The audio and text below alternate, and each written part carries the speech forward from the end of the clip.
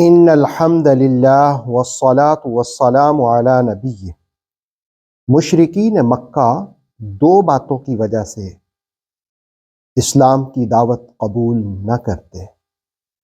سورہ ملک کی آیت نمبر 20 کے ضمن میں ہم ان کو جانتے ہیں۔ امن ھذا الذی، ایسا بھلا کون ہو سکتا ہے، ہوا جند لکم، جو تمہارا لشکر بن جائے، ینصرکم من دون الرحمن، جو رحمان کو چھوڑ کر تمہاری مدد کرے۔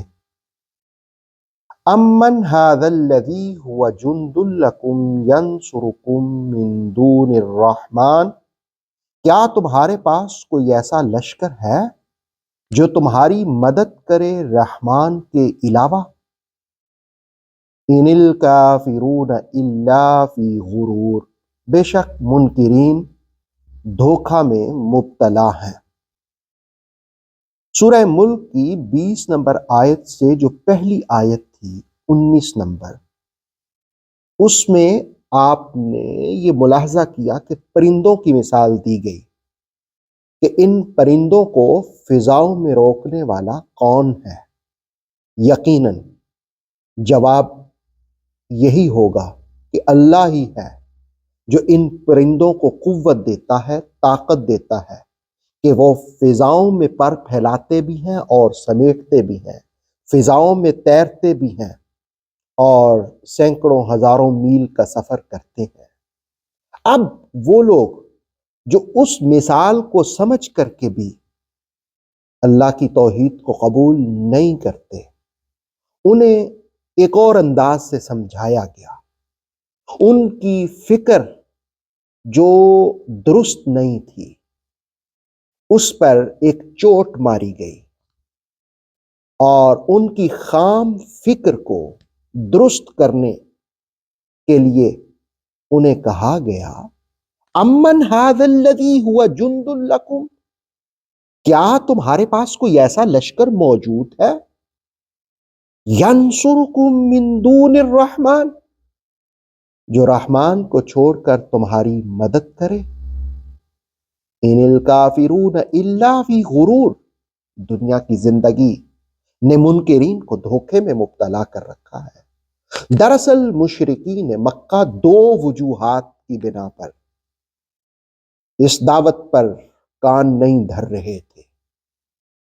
ایک تو یہ کہ دولت مال کی فراوانی، افرادی قوت،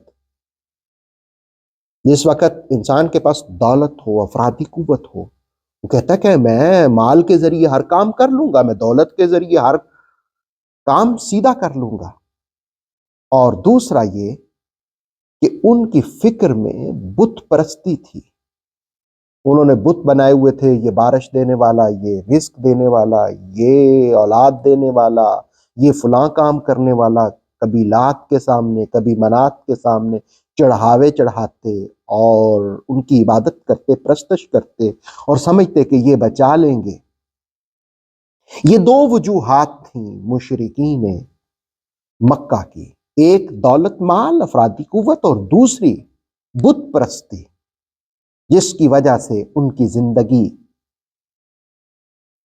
ان کی فکر خراب ہو چکی تھی، وہ توحید کو مان نہیں رہے تھے۔ تو اللہ رب العالمین نے ان کے دلوں پر، ان کے دماغوں پر دستک دی اور فرمایا، امن ھذا الذی ھو جند لکم، کیا ہے تمہارے پاس کوئی لشکر رحمان کی مدد کے علاوہ، رحمان کے علاوہ جو تمہاری مدد کر سکے، اللہ کے علاوہ تمہاری مدد کر سکے؟ اور پھر اس میں اللہ نے اپنی جو صفت بیان کی وہ رحمان بیان کی کہ وہ تو بڑا مہربان ہے، وہ تو بڑا کرم کرنے والا ہے، تم اس کے در آستاں پر آ جاؤ، اس کی وحدانیت کو مان لو، اس کی رحمتوں کو مان لو، پھر دیکھو اللہ تمہیں اپنی رحمتوں سے کس قدر نواز دیتا ہے۔ اللہ تعالی ہمیں اپنی رحمتوں سے مالا مال فرمائے۔ ऑथेंटिक इस्लामिक नॉलेज के लिए नूर वही यूट्यूब चैनल को सब्सक्राइब कीजिए। بیل آئیکن کو پریس کرنا مت بھولیے۔ نور وحی فیس بک، انسٹاگرام اور ٹک ٹاک پیج کو بھی فالو کیجیے تاکہ ہماری ہر نیو ویڈیو آپ تک بر وقت پہنچ سکے۔